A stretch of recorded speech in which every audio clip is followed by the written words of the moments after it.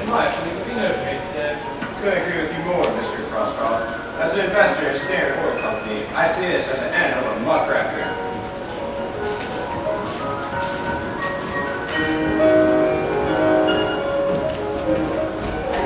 I got it. Mr. Rockefeller gave me a dime.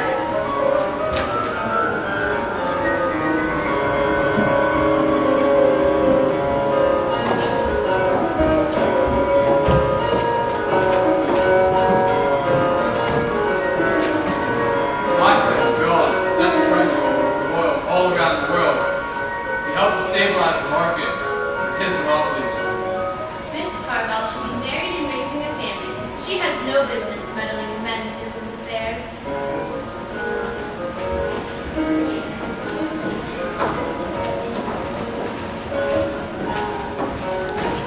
Monopolies, my business is all about oil.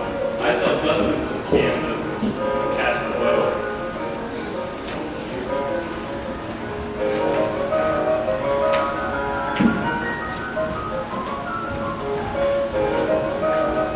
They are about to begin. Everyone take your seat, please. Take your seats.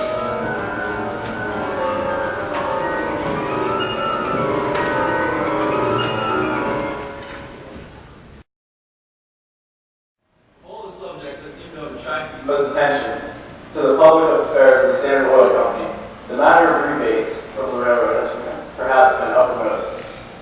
The Standard Oil Company of Ohio, of which I'm president of, did in fact receive rebates from the railroads prior to which 1880, but received no advantages for which I did not give forward compensation. The reason for rebates was such that the railroad's method of business. A public rate was made and collected by the railroad. So far as my knowledge extends, it was rarely retained in full. And this method of real rate was unknown. But neither the competitors nor the railroad, therefore, it was a matter of bargain with the carrying company.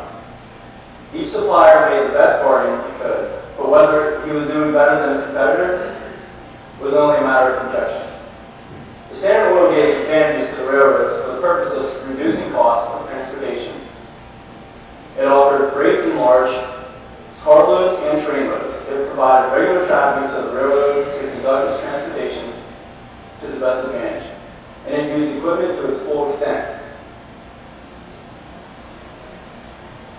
This method of doing business is very prosperous for small town communities, such as the cities that are in the boundaries of the oil region. To understand the situation which affected the giving and taking of rebates, it must be remembered that the railroads were eager to enlarge their freight traffic. They were competing with facilities and rates offered by the boats in the Lake Canal and offered by the pipelines. All of these mean desperately anxious to meet this competition. All this falls in the natural law of trade. The day of individual competition at large is in the past and gone. You might as well just argue that we should go back to hand labor and throw away all of our machines. And the sober, good sense of the people will accept this fact when they have studied and tried it out. Just see how the stockholders in the large corporations are increasing by leaps and bounds. This means that all of these people are becoming partners in a great business. This brings me to my next point. The cleansing of crude oil was a simple and easy process, and at first, we're making very large benefits. Naturally, all sorts of people went into it. The butcher, the baker, and the candlestick maker began to enroll and refine oil. And it was only a matter of time before more was consumed. This practice went down and down until the trade was threatened with ruin. It seemed absolutely necessary to extend the market of oil by exporting to foreign countries, which required a long and most difficult development and was almost greatly improved the product so it could be made and sold cheaply, but with a profit. The process of trying to make a better product with a profit during this Great Depression led to consultations between neighbors, friends, and family. In an effort to bring order out of state of chaos was Standard Oil's goal. By increasing our capital and availing us of the best talent and experience, it was this idea that was preceded by the largest investor buying concerns and centralized the administration of them with a view to securing greater economy and efficiency. And in this idea of monopolizing that made many men rich and caused the oil region to thrive. Of course, struggles and setbacks. We've suffered from severe fires and supply of crude was very uncertain. Our plans were constantly changed by changed conditions. I ascribe the success of my Standard Oil Company to its consistent policy of making the volume of its business large through merit and cheapness of its products. It spared no expense in utilizing the best and most efficient method of manufacture. It sought for the best superintendent and workmen and paid the best wages. To read some of the accounts of the affairs of the company, one might think and declare dividends. It is a pleasure for me to take this opportunity to pay tribute to the work these men are doing. If in place, these directors, the business was taken over and run by any other expert, I would sell my interest for any price I could get.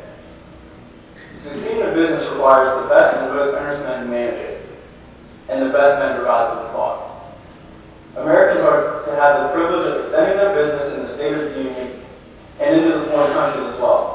They are a necessity for towns such as Oil City, which has access of railroad transportation and boat and canal transportation.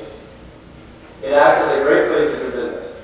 The transit building has become one of my favorite spots in which my business is conducted. Oil City has become one of the few oil business pubs in the world. The dangers are that the power conferred by a combination may be abused. These abuses are possible to greater or less extent in combinations large or small. But this fact is no more of an argument against combinations than the fact that steam may explode is an argument against steam. The Standard Oil Company has become most successful because of who is running it and where it is run. Thank you for your support, time, and energy. That is all for me today.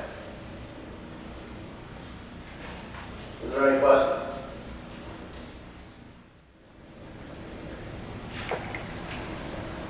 How did the rebates help Standard Oil? The rebates, well, for my company, the rebates enabled me to stockpile barrels and barrels of freight onto different carloads and able to transport them cheaply and easily. For the railroads, this was also a good business because they gained money and it was not just to my wealth. And it enabled them to have a routine in which they could use their cars to the full capacity that they could use them. Any other questions?